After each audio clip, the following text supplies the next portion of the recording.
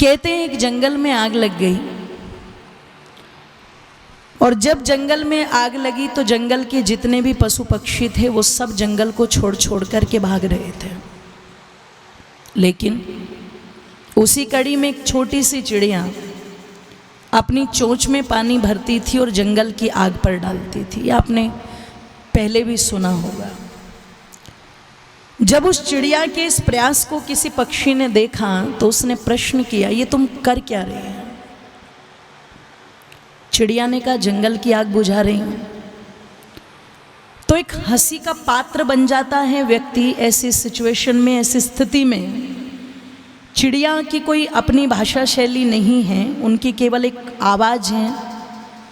कोई पक्षी बोलता नहीं है कभी मनुष्यों की तरह से, लेकिन कवि जो होते हैं, दार्शनिक जो होते हैं, अपनी बात को सरल करने के लिए वो समझा देते हैं इन चीज़ों को। तो कहते हैं पक्षी ने पूछा, ये तुम कर क्या रही हो? चिड़िया ने उत्तर दिया, मैं जंगल की आग को बुझा रही हूँ। पक्षी ने कहा, इतना बड़ा जंगल, ध्यान से देख,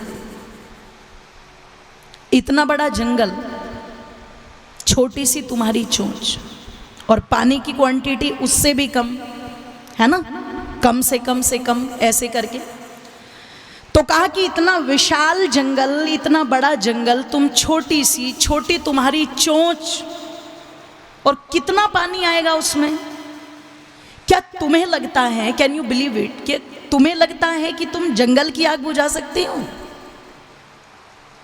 तुम्हारे इस पानी से ये जंगल की आग बुझ जाएगी, तुम ऐसा सोचती हो क्या? तो चिड़िया का उत्तर क्या था? मैं जानती, बहुत अच्छे से जानती हूँ, मैं बहुत अच्छे से जानती हूं कि मेरे इस प्रयास से जंगल की आग कभी बुझ नहीं सकती। जंगल तो छोड़ो, एक छोटे से वृक्ष की आग तक मैं नहीं बुझा सकती हूं, मैं जानती हूं।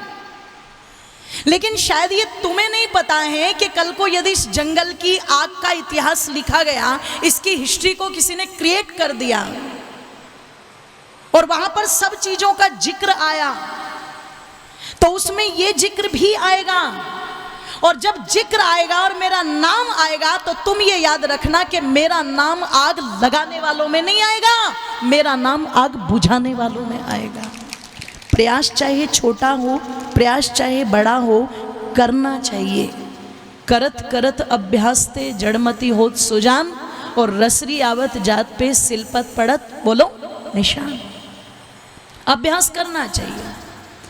तो जो एक प्रयास यहाँ पर किया जा रहा है कि कुछ बहनें आपस में जुड़ी और जिन्होंने अपनी थोड़ी थोड़ी जो धनराशि है उसको धर्म के लिए एकत्रित किया, क्योंकि पुरुषों के सामने तो कोई धर्मपति लगाए या न लगाए, पर माताओं के सामने धर्मपत्नी, बोलो क्यों, माताओं रहता है कि नहीं रहता है? और मैं समझती हूँ एक परिवार के अंदर, एक गृहस्थ के अंदर धर्म की नाव को चलाने का काम हमेशा जो पुरुष वर्ग बैठा है वो भी शायद इस चीज़ को मानेगा, एक्सेप्ट करेगा कि हमेशा एक परिवार की सुख शांति के लिए, उसकी समृद्धि के लिए, उसके आनंद के लिए, उसकी प्रसन्नता के लिए हमेशा धर्म कर्म के कार्यों में जितना योगदान मातृशक्ति का होता है उतना पुरुषों का, जोर से बोलो, नहीं होता। उतना पुरुषों का नहीं होता, होता है कंट्रीब्यूशन होता है, लेकिन अपेक्षाकृत उतना नहीं होता जितना माताओं का होता है। इसलिए माताओं को धर्मपत्नी कहा जाता है, तो धर्म को आगे आगे लेकर के चलती हैं। और अगर ये शब्द आपके साथ में जुड़ा हुआ है तो निस्संदेह फिर इसमें कोई संशय नहीं है कि आप उस धर्म के लिए समय भी निकालती हो, व्यवस्थाएं भी निकालती हो। कोई पूजा पाठ होगी, कोई कह दे भोजन बनाना है, माताएं आलस नहीं करेंगी कि मैं क्यों बनाऊं भोजन। कई बार हमारी कई पद्धतियां ऐसी हैं कि उसमें कई प्रकार के भोजन बनते हैं ना पूजा पाठ के लिए, तो वो सब प्रकार के बनाएंगी, उसमें भी आलस और प्रमाद नहीं करेगी, क्योंकि माताओं में धर्म की प्रधानता अधिक होती है। तो वो स्वाभाविक सी बात है। और उसमें भी आपने अलग से इस संगठन को बना करके और अपनी एक बहुत उत्तम राशि को जमा करके वर्ष में जो ये 2 दिवसीय वेद प्रचार और यज्ञ कराने का कार्य किया है, मैं चाहूँगी एक बार महिला मंगल मिलन सेक्टर 46 की माताओं के लिए, बहनों के लिए जोरदार तालियां बजाएं।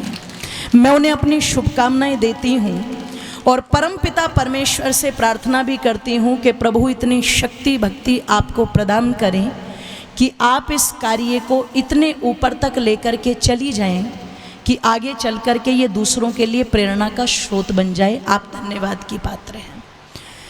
आइए, ये जो कार्यक्रम यहाँ पर चल रहा है इसमें सर्वप्रथम यज्ञ किया, मैं यहाँ से अपनी बात को आरंभ करती हूँ। और जिस समय हम यज्ञ करते हैं तो यज्ञ पर बैठ कर के हम कहते हैं इदं ना मम, इसे लेकर के चलते हैं। इसका भाव क्या है जी, बोल दीजिए एक बार। थोड़ी सी गंभीरता से बैठेंगे, थोड़े से बिल्कुल मन से बैठेंगे, श्रद्धा से बैठेंगे तो मुझे अच्छा लगेगा। बीच बीच में थोड़ी चंचलता रहेगी तो समस्या बढ़ जाती है, इसलिए थोड़ा सा मन आप मुझे अपना दे दीजिए थोड़ी देर के लिए, बाद में उसे अपना बनाना मेरा काम है, ठीक है ना जी। जब हम यज्ञ में बैठते हैं तो हम क्या कहते हैं, इदं ना मम। इसका भाव क्या आता है, मेरे लिए, बोलो, नहीं है। एक शब्द आ जाता है इदं मम, ये मेरे लिए है। कहते हैं इदं मम का जो भाव है वो राक्षसी आसुरी प्रवृत्तियों का भाव है, और इदं ना मम ये मेरे लिए नहीं है, ये देवत्व का भाव है। जहाँ पर आसुरी प्रवृत्तियाँ, राक्षसी प्रवृत्तियाँ आ जाती हैं वहाँ पर ध्यान रखिएगा, ना तो मनुष्य मानसिक उन्नति कर पाता, ना आत्मिक उन्नति कर पाता, न सामाजिक उन्नति कर पाता। क्यों? क्योंकि ये पाशविक वृत्ति हैं। मैथिली शरण गुप्त ने पंक्ति लिखी थी, वही पशु प्रवृत्ति हैं जो आप ही चरे, और वही मनुष्य मनुष्य हैं जो दूसरों के लिए मरे। अगर अपने लिए व्यक्ति केवल सोच करके चलता है तो ये पशु की प्रवृत्ति है, और पाशविक प्रवृत्ति जिसके अंदर आ गई, ध्यान रखिएगा, इसका मतलब मानवता वहाँ से निकल करके धीरे धीरे, जोर से बोलो, चली गई। और जब मानव के अंदर मानवता ही नहीं रही है तो फिर उसका मानव होने का कोई औचित्य, वो तो पूरी तरह से समाप्त हो गया। तो कहा कि मनुष्य की प्रवृत्ति क्या है कि वही मनुष्य मनुष्य हैं जो दूसरों के लिए मरे। तो मैथिली शरण गुप्त जिस पंक्ति को कह रहे हैं, इसका भाव हमें यज्ञ बता रहा है, इदं ना मम, परमात्मा मेरे लिए नहीं, सबके लिए। आओ हम थोड़ी सी इसकी शुरुआत अपने परिवारों से करके चलते हैं। आप जितने भी यहाँ पर बैठे हैं, आप में से नर्क कौन कौन चाहता है, जरा हाथ उठाना एक बार जल्दी से। कौन चाहता है जी नर्क, बोल दीजिए जरा। इधर वाले कोई चाहते हैं क्या? नहीं चाहते ना। इससे पहले कोई नर्क में रह के आ चुका है क्या? तो आपने बिना रहे, बिना देखे, बिना जाने ये डिसाइड क्यों कर लिया कि हमें नर्क में नहीं जाना? आपने केवल और केवल नर्क के बारे में अब तक सुना है, इतनी बात है ना। और अगर मैं दूसरा प्रश्न कर लूं कि स्वर्ग में कौन कौन जाना चाहता है, तो आप क्या कहोगे? ओहो, आप कहोगे तुरंत हाथ उठा करके, बोले चलो, जैसे टर्मिनल 2 और टर्मिनल 3 पर फ्लाइट खड़ी हो और मैं आपको लेके चलूँ और हम उड़ जाएं सीधे स्वर्ग के लिए, ऐसा ही लग रहा है ना। ध्यान रखिएगा, हमने नर्क के बारे में भी केवल सुना है और स्वर्ग के बारे में भी केवल सुना है। ना तो हम में से कोई अब तक नर्क को देखा है, ना हम में से किसी ने अब तक स्वर्ग को देखा है, लेकिन हमने केवल और केवल सुना करके अपना ये मेथड, अपनी ये विचारधारा बना ली है कि मुझे नर्क में नहीं जाना, मुझे कहाँ जाना है? स्वर्ग में जाना है। और आप तो बहुत समझदार बुद्धिमान बैठी हैं यहाँ पर, हो सकता है आपका विचार कुछ और हो, पर जो लोग अविद्या के घेरे में आज तक पड़े हुए हैं, निवेदन कर दूं, यदि उनसे पूछा जाए तो वो कहते हैं स्वर्ग में भेज दो। मिलेगा कब? मरने के बाद। कुरान वालों से पूछा, उन्होंने भी यही कहा। पुराण वालों से पूछा, उन्होंने भी यही कहा। तौरेत वालों से पूछा तो उन्होंने भी यही कहा। जिंदा विस्ता वालों से पूछा तो उन्होंने भी यही कहा, स्वर्ग तो मिलेगा, पर कब मिलेगा? मरने के बाद। पर ध्यान रखिएगा मेरी माताओं बंधुओं, जिस वैदिक धर्म से आप जुड़ी हुई हैं, इस वैदिक धर्म की एक विशेषता ये है कि महर्षि दयानंद से जब किसी ने पूछा कि क्या आप स्वर्ग को मानते हैं कि नहीं मानते, तो ऋषि दयानंद का उत्तर क्या था? सारी दुनिया अगर मानती है तो मैं भी मानता हूं। उन्होंने कहा अगर आप मानते हो तो ये भी बता दो मिलेगा कि नहीं मिलेगा। ऋषि कहते हैं बिल्कुल मिलेगा, मिलेगा। उस व्यक्ति ने कहा नरक भी मिलेगा, बोले बिल्कुल मिलेगा। कि रास्ता क्या है जाने का, रास्ता क्या है जाने का बता दोगे? कौन सा वाहन लेकर के आओ ये बता दोगे? ऋषि दयानंद कहते हैं अगर स्वर्ग किसी जगह का नाम होता तो वाहन की आवश्यकता होती, नरक किसी जगह का नाम होता तो वाहन की आवश्यकता होती, लेकिन स्वर्ग और नरक किसी स्थान का, किसी जगह का नाम नहीं है। ये एक स्थिति का नाम है, एक सिचुएशन का नाम है। मुझे करनाल से चल करके आपके गुड़गांव में आना था, तो मुझे पता था कि मुझे लगभग 140 किलोमीटर चलना है ना, मुझे पता था अच्छी तरह से। पर क्यों पता था? क्योंकि गुड़गांव एक जगह का नाम है, इसलिए मैं चल करके आ गई। पर स्वर्ग किसी जगह का नाम, कह दीजिए जरा, नरक किसी जगह का नाम। ऋषि कहते हैं ये स्थिति है, ये सिचुएशन है। उसने कहा अगर ये स्थिति है, ये सिचुएशन है, तो हम इसमें रह कैसे सकते हैं? तब ऋषि दयानंद कहते हैं सुनो, ये स्थिति बनाता है व्यक्ति, और अपने से बनाता है, इसे कोई दूसरा नहीं बनाता। स्वर्ग बनाना भी हमारे हाथ में है और नरक बनाना भी, जोर से बोलो, हमारे हाथ में है। हम चाहें तो अपने जीवन को स्वर्ग बना दें और हम चाहें तो अपने जीवन को नरक बना दें। अब नरक तो हम में से कोई चाहता नहीं, हम सब क्या चाहते हैं? स्वर्ग चाहते हैं। तो कहा अगर तुम स्वर्ग अपने जीवन को बनाना चाहते हो तो क्या करो? शास्त्रकार ने एक युक्ति दी, सानंदम सदनम सुतांश्च सुधया कांताच प्रिया लापनी इच्छा पूर्ति धनम च योषि तिरति स्वाज्जा परा सेवका। सबसे पहले का सानंदम, अगर तुम स्वर्ग बनाना चाहते हो, अगर तुम जीवन को आनंदमय बनाना चाहते हो, अगर तुम अपने अंदर देवत्व का भाव लाना चाहते हो, तो तुम्हें क्या करना पड़ेगा? सानंदम। जिस घर में तुम रहते हो उसमें आनंद को लाने का प्रयास करो। किसको लाने का प्रयास करो जी? आनंद को। अच्छा एक बात बताओ, साड़ी चाहिए तो साड़ी की दुकान तो है, सूट चाहिए, सूट की दुकान भी है, ग्रोसरी का सामान चाहिए, वो भी है, बेकरी का सामान चाहिए, जोर से बोलो, वो भी है, कोई और मटेरियल चाहिए तो मार्केट में हर तरह की आवश्यकता की पूर्ति के लिए सब दुकानें मौजूद है, सब मिल जाएगा। लेकिन पूरे गुड़गांव के अंदर किसी सेक्टर, किसी शॉपिंग मॉल, किसी भी जगह पे कहीं पर लिखा हुआ है आ जाओ गुड़गांव वालों, यहाँ आनंद मिलता है और ले जाओ, इतने रुपए केजी, लिखा हुआ है क्या कहीं? बोल दीजिए जरा, नहीं लिखा हुआ है ना? अच्छा यहाँ ना लिखा हो, कहीं और लिखा हुआ हो, पूरे भारत में कोई और प्रांत में, आपको कहीं नहीं मिलेगा लिखा हुआ। लोग जा रहे हैं वृंदावन, यहाँ से लोग वृंदावन जा रहे हैं और वृंदावन पैकिंग करके वृंदावन वाले हरिद्वार जा रहे हैं, हरिद्वार वाले पैकिंग करके बनारस जा रहे हैं और बनारस वाले पैकिंग करके मथुरा आ रहे हैं। जा तो सब रहे हैं, सर्कल तो पूरा का पूरा घूम रहा है, और जो घूम रहा है वो सिर्फ और सिर्फ एक खोज में घूम रहा है। क्या चाहिए? अगर किसी को पूछे क्या चाहिए, कुछ नहीं, बस शांति चाहिए, थोड़ी शांति, यही बोलते हैं ना, शांति चाहिए, थोड़ा सुख चाहिए, थोड़ा आनंद चाहिए, थोड़ा संतोष चाहिए। चाहिए सबको, चाहिए सबको, लेकिन अपने से शुरुआत नहीं की जाती है। शास्त्रकार क्या कह रहा है? अगर जीवन में स्वर्ग चाहिए ना तो शुरुआत पहले अपने से करनी पड़ेगी, और अपने से शुरुआत करने के लिए वेद माता कहती है उलझन को हटाना पड़ेगा। उलझन क्या है? समश्रुतेन गमे मही, सुनना सीखो। क्या कहा जी? बोलो।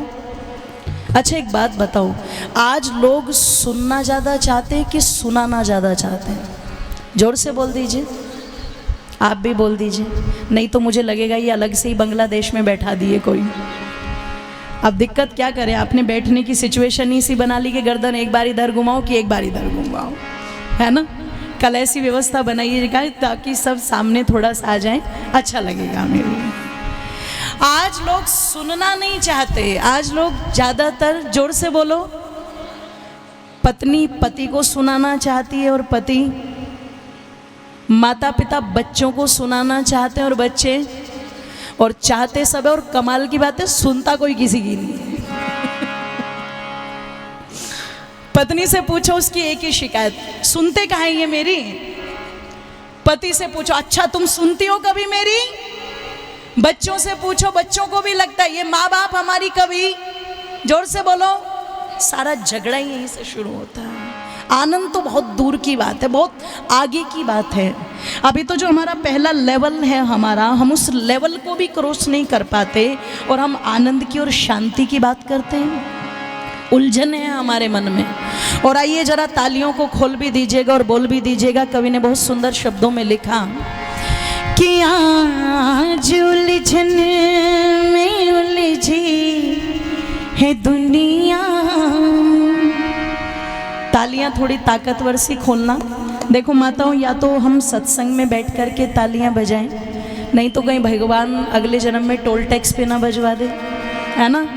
तो तालियों को खोल दीजिएगा अच्छी प्रकार से। इसलिए कहा कि आज उलझन में उलझी है दुनिया। बंद कर दो उसे। कि आज उलझन में उलझी है दुनिया, कोई सुलझाने वाला नहीं है। आज उलझन में उलझी है दुनिया, आज उलझन में उलझी है दुनिया, कोई सुलझाने वाला नहीं है। पद से भटकाने वाले अनेकों, पद से भटकाने वाले अनेकों, मार्ग दिखलाने वाला नहीं है। आज उलझन में उलझी है दुनिया, आज उलझन में उलझी है दुनिया, कोई सुलझाने वाला नहीं है। पद से भटकाने वाले अनेकों, पद से भटकाने वाले अनेकों, मार्ग दिखलाने वाला नहीं है। आज उलझन में उलझी है दुनिया, आज उलझन में उलझी है दुनिया, आज उलझन में उलझी है दुनिया।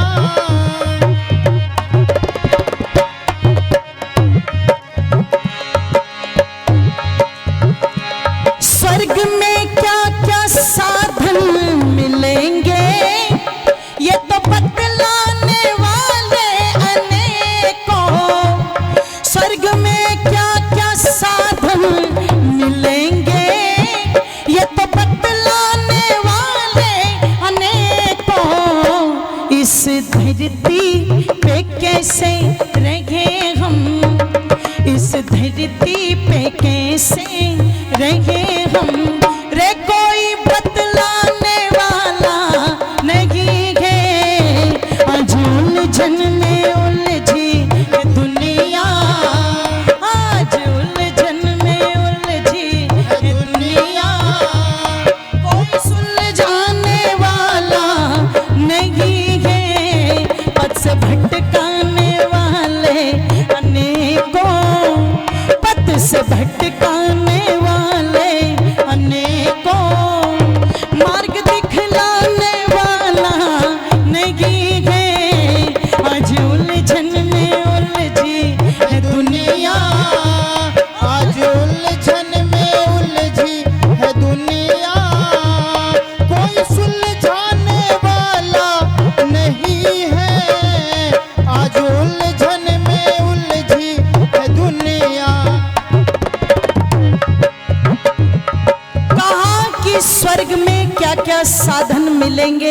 बतलाने वाले अनेकों।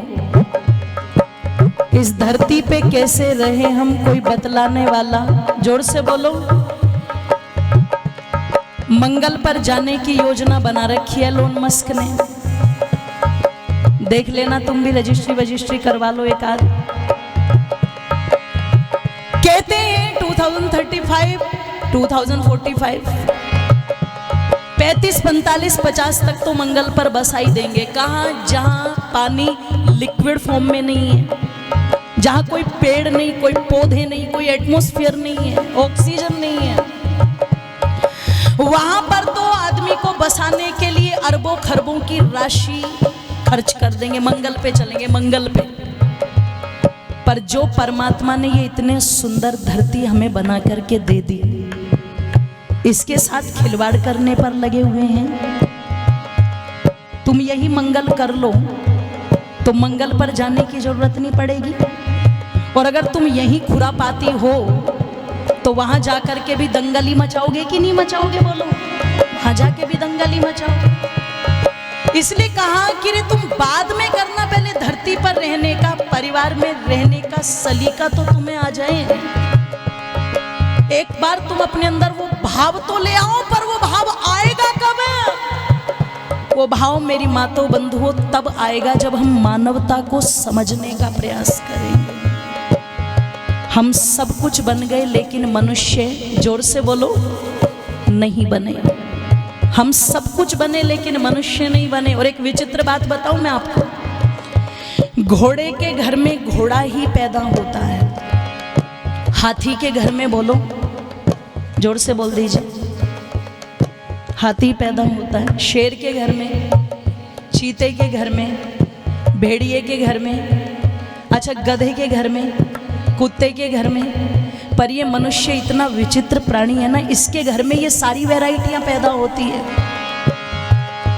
सब वैरायटियां पैदा होती है मनुष्य के घर में। हर एक वैरायटी मिल जाएगी आपको। कोई टेढ़ी चाल चल रहा है, ओ सांप।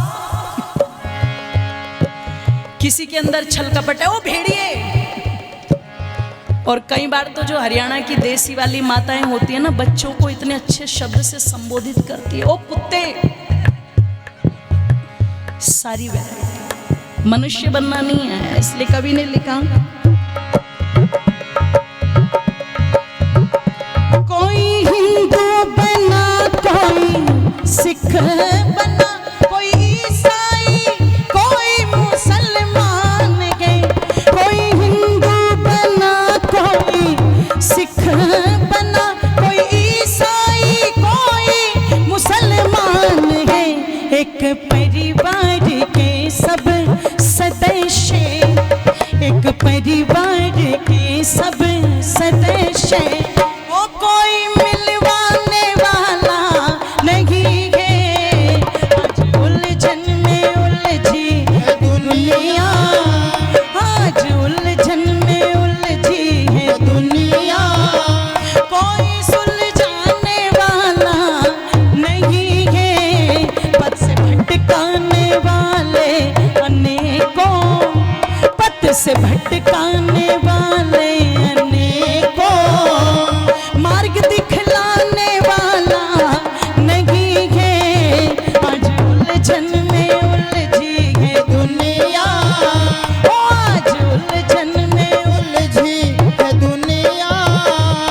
कोई सुलझाने वाला नहीं है, पथ से भटकाने वाले अनेकों, पथ से भटकाने वाले अनेकों, मार्ग दिखलाने वाला नहीं है। आज उलझन में उलझी है दुनिया।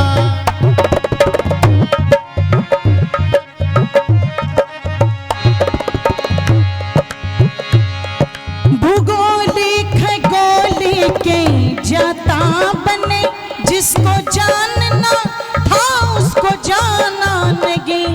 भूगोली खगोली के जाता बने, जिसको जानना था उसको जाना नहीं। भूलों पे भूल करते हैं प्रेमी, भूलों पे भूल करते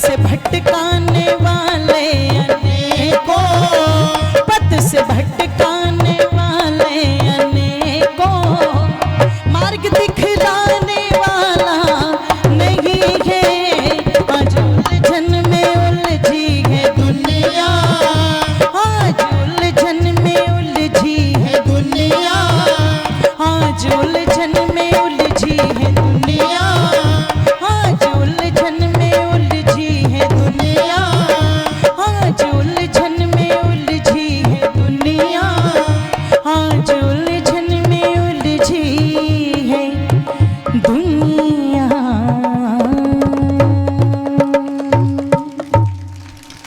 बोलिए सत्य सनातन वैदिक धर्म की। की जय। हमारी आर्या जी ये राशि देकर के सम्मानित कर रही हैं, मैं उनका धन्यवाद करती हूँ। निवेदन कर रही थी, आप लोगों के मध्य में उलझन ये है कि मनुष्य किसी की सुनना नहीं चाहता। वेद माता कहती है समश्रुतेन गमे मयि, पहले हमसे सुनना आना चाहिए।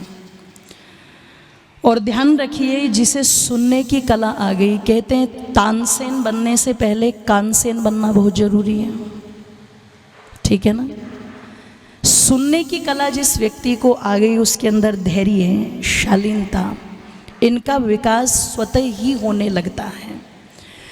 अगर स्वतः ही इनका विकास होने लगता है तो मैं समझती हूँ जीवन के अंदर फिर व्यक्ति के जो तनाव हैं, जो एंजाइटी है, जो डिप्रेशन है, वो उस तरीके की चीज़ें फिर उत्पन्न नहीं होती। आज प्रत्येक व्यक्ति के अंदर तनाव क्यों है?